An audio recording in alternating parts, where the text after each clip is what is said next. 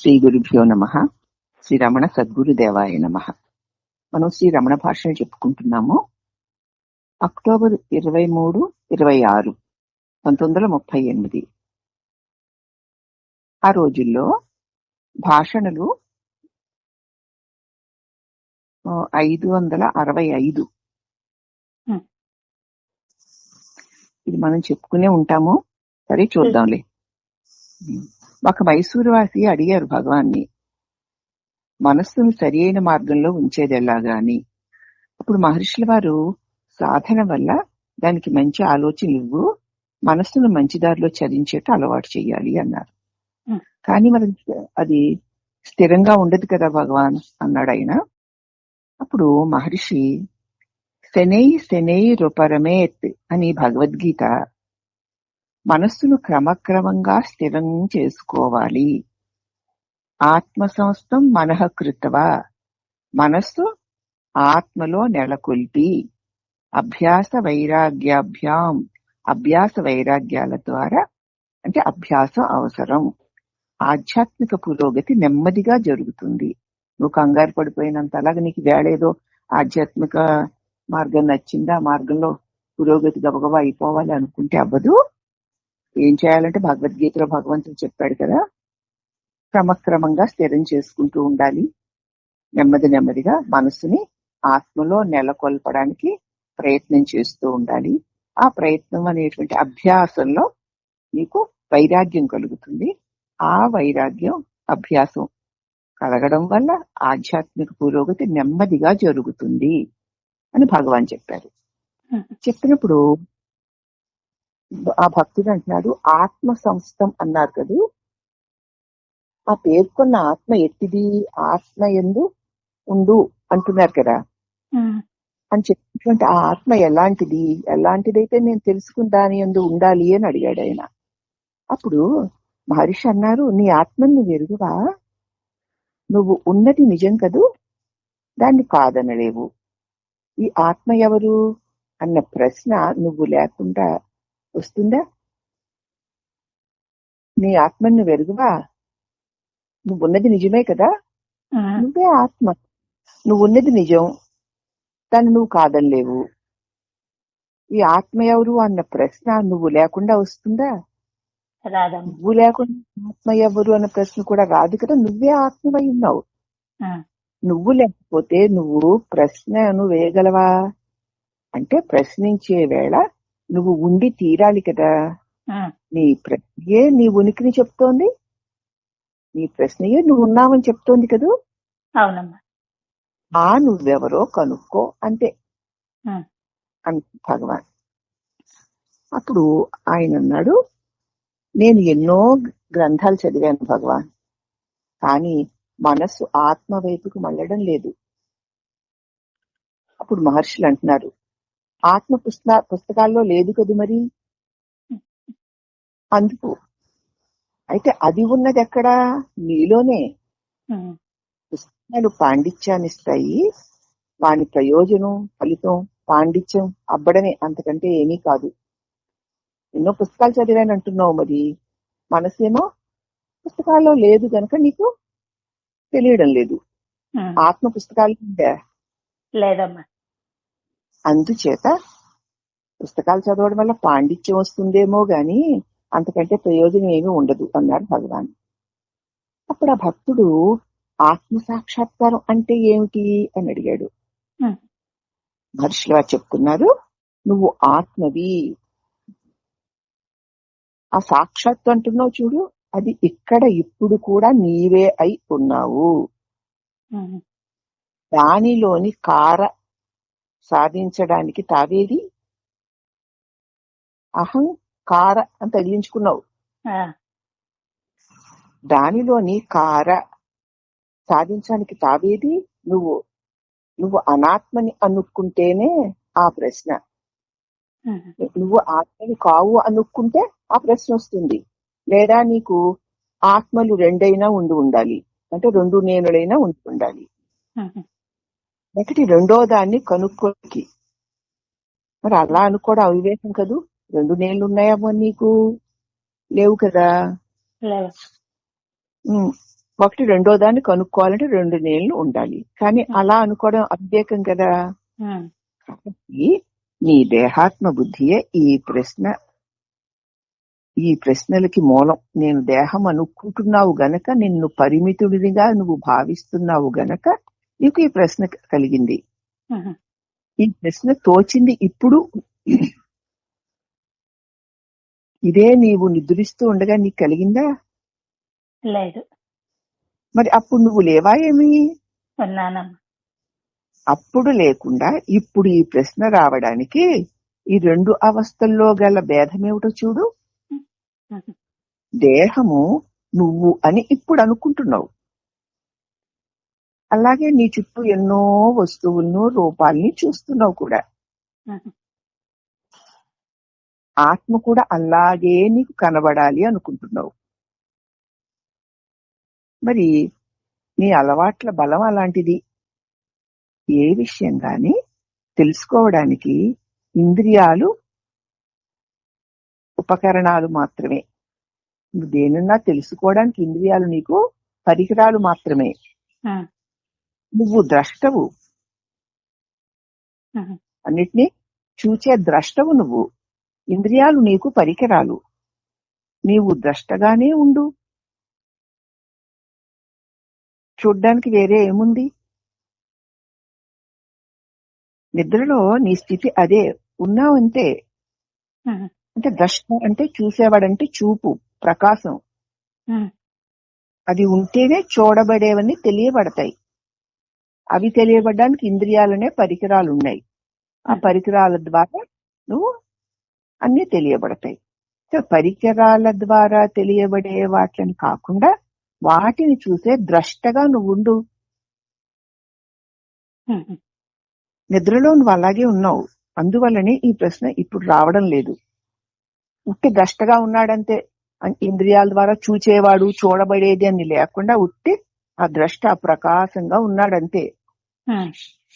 నిద్రలో కూడా అంతే, అలాగే ఉన్నాడు. అందువల్ల ఈ ప్రశ్న అప్పుడు రావడం లేదు. చూచేవాడు, చూడబడేది అనేటువంటి భేదం లేకుండా చూచేవాడు, చూడబడేది లేని ఒక ప్రకాశవంతమైన ఒక ద్రష్టగా ఉన్నావు నిద్రలో. అంటే నువ్వుగా ఉన్నావు. అవునమ్మా. చేత ఈ ప్రశ్నలు ఏవి రాలేదు. ఈ రీతిగా ఆత్మ సాక్షాత్కారము కేవలము అనాత్మ నిరసన మాత్రమే. ఆత్మ సాక్షాత్కారం అంటే కొత్తగా ఏదో వచ్చి ఇంద్రియాలకు తెలియబడే ఒక విషయం లాగా నీకు కనిపిస్తుంది అనుకోకు. అవన్నీ ఇంద్రియాల అనే పరికరాల ద్వారా చూచే ఒకడొచ్చి ఇది అది అని అనుకునే ఒక దృశ్యం లాంటిది. కానీ వాటిలన్నిటికీ ప్రకాశాన్నిచ్చే ప్రకాశమే ఆత్మ. అంటే నువ్వు. అవునమ్మా. అయితే ఆ ఆత్మ సాక్షాత్కరించాలంటున్నావు. నువ్వుంటేనే ఆత్మ సాక్షాత్కారం అనేటువంటి ప్రశ్నను ఆ నువ్వెవరో చూస్తే అది కేవలము నీకు అనుభవానికి రావాలంటే అనాత్మ నిరసన మాత్రమే. ఇది నా చేత తెలియబడుతోంది, ఇది నా చేత తెలియబడుతోంది, ఇది నా చేత తెలియబడుతోంది, నేను కాదు. ఇలా కాదు కాదు అని తీసేస్తే అన్నీ తెలియబడానికి ఆధారమైనదేదో అదే ఆత్మ సాక్షాత్కారం. అందుచేత ఆత్మ సాక్షాత్కారం అంటే అనాత్మ నిరసనే. నువ్వు కాని దానినంతా త్యజించడమే అన్నారు భగవాన్. అప్పుడు భక్తుడు ఆత్మ ఒక్కటేనా లేకపోతే ఎన్నో ఆత్మలున్నాయా అని అడిగాడు. అప్పుడు మహర్షుల వారు అంటున్నారు, ఈ ప్రశ్న కూడా నీకు స్పష్టత లేకపోవడం వల్ల వచ్చింది. నీకు స్పష్టమైన జ్ఞానం లేకపోవడం వల్లనే ఈ ప్రశ్న వచ్చింది. నువ్వు దేహాన్నే ఆత్మగా భావిస్తుంటే నేనుగా భావిస్తున్నావు. నువ్వు అనుకుంటావు నేను ఇక్కడున్నాను, ఇక్కడే వాడు ఉన్నాడు, ఇంకొకడు అక్కడెక్కడో ఉన్నాడు మొదలైనవి. దేహమే నువ్వు అనుకోవడం చేత ఈ దేహము దేశకాలాలకి కట్టుబడి ఉంటుంది. అందుచేత నువ్వు దేహం అనుకోవడం చేత నువ్వు దేశకాలాలకు కట్టుబడి నేను ఇక్కడ ఉన్నాను, ఇక్కడే వాడు కూడా ఇక్కడున్నాడు ఇంకొకడు మరి ఇంకొక చోట ఎక్కడో ఉన్నాడు. ఇలాంటివన్నీ వస్తాయి. దేహం నేను అనుకునేసరికి ఒక పరిధి వచ్చేసి అది దేశకాలాలకు లోబడిందే ఉండడం చేత దాని చేత తెలియబడేవన్నీ కూడా దేశకాలాలకు చెందిన వాటిలాగా ఉంటాయి. ఇక్కడ మొదలైంది. అప్పుడు ఇలాగ చాలా దేహాలను చూసి ఆత్మలు చాలా ఉన్నాయంటావు. ఇక్కడ వీడు, అక్కడెక్కడో వాడు, అదేదో ఇదేదో, వాళ్ళు వీళ్ళు అనేక మంది అంటూ చూస్తావు. అలా చూడడం చేత ఆత్మలు కూడా చాలా ఉన్నాయి అంటావు. మరి అయితే నిద్రలో నీవేమైనా నేను ఇక్కడ నిద్రిస్తున్నాను, నిద్రపోకుండా ఎంతో మంది ఉన్నారు అంటావా? అనానమ్మా. ఇదే కాదు, మరే ప్రశ్న అయినా వస్తుందా నీకు నిద్రలో? రాదు. ఎందుకు రాదు? అప్పుడు నీ ఒక్కడవే గనక, మరి ఎవ్వరూ లేరు గనక, ప్రశ్నించడానికి రెండోదే లేదు గనక నీకు నిద్రలో ఏ ప్రశ్నలు లేవు.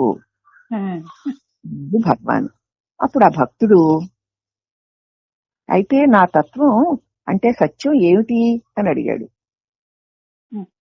మహర్షి అన్నారు, నీకు నువ్వే తత్వానివి. ఇంకొకరు ఉంటే కదా వాని తత్వాన్ని కనుక్కోవడానికి. తత్వానికి వేరుగా అసలు నువ్వు ఎలా ఉండగలవు? తత్వం అంటే అది నువ్వు, ఏది ఉందో అది నువ్వు. దానికంటే వేరుగా నువ్వు ఎలా ఉండగలవు? నువ్వుండబట్టి కదా ఈ ప్రశ్నలన్నీ వస్తున్నాయి. నీ ఉనికియే తత్వము.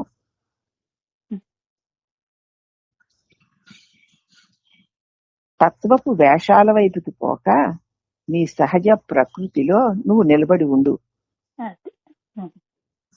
శృతులన్నీ మిథ్యకై, తత్వం కాని దానికై వ్యర్థ ప్రయత్నాలు మానవంటున్నాయి. శృతులన్నీ కూడా, శాస్త్రాలన్నీ కూడా మిథ్యకై, ఏది నువ్వు కాదో కదా.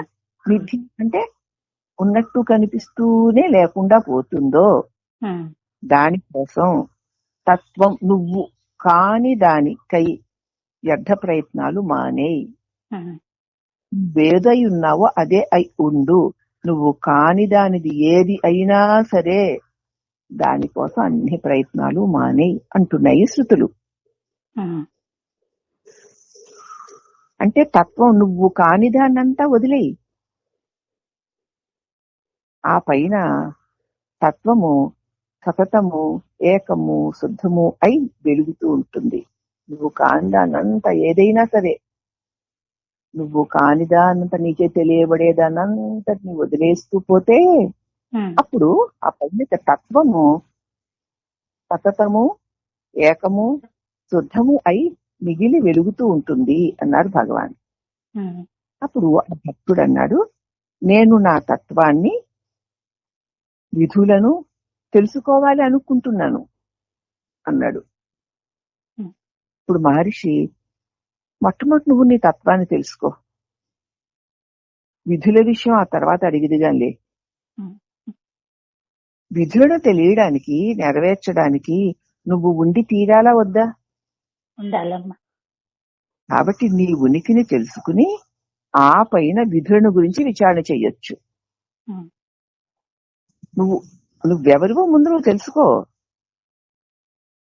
ఆ తర్వాత విధుల సంగతి చూద్దాం. ఎందుకంటే నీ విధులను నిర్వర్తించడానికైనా నువ్వు ఉండి,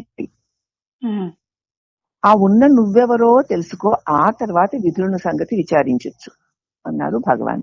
అంటే నువ్వెవరో నువ్వు తెలుసుకుంటే నువ్వు కానిదంతా ఇచట తెలియబడేదేది నువ్వు కాదు. అది ఉన్నట్టు తోచేదే గాని ఉండేది కాదు. సదా ఉండేది నేనే. అది సదా ఏకము శుద్ధము అయి ఉన్నటువంటి స్వస్థితి అని తెలిసిన తర్వాత ఇక నువ్వు తెలుసుకోవడానికి, నువ్వు నిర్వర్తించడానికి ఏ విధులు ఉంటాయి? నువ్వు ఉండడమే నీ విధి. అది నీ స్వరూపము స్వభావమును. ముందు నిన్ను నువ్వు తెలుసుకో. నిన్ను నువ్వు తెలుసుకోవాలని ఉపాయం కూడా చెప్పారు. నువ్వు ఏది కాదో దానిని అంతటినీ పరిశీలించి విడిచిపెట్టు. అప్పుడిక విడిచిపెట్టడానికి వీలు లేని తత్వం ఏదైతే ఉందో అది నువ్వుగా ఉంటావు. అన్నీ నువ్వు కాదని వదిలేస్తే అవన్నీ లేనివే కాబట్టి లేకుండా పోతాయి. ఉన్న నువ్వే సదా సతతము ఏకమై శుద్ధమై మిగిలి వెలుగుతూ ఉన్నాము. కాబట్టి అట్టి దానిని నువ్వు ముందు నువ్వు కాని దానినంతా తొలగించే ప్రయత్నం చెయ్యి. నువ్వు తెలుసుకున్న తర్వాత మిగతావన్నీ ఉన్నాయో లేవో తెలుసుకుంది గాని అని భగవాన్ వివరణగా సమాధానం చెప్పారు. హరి ఓం నమః.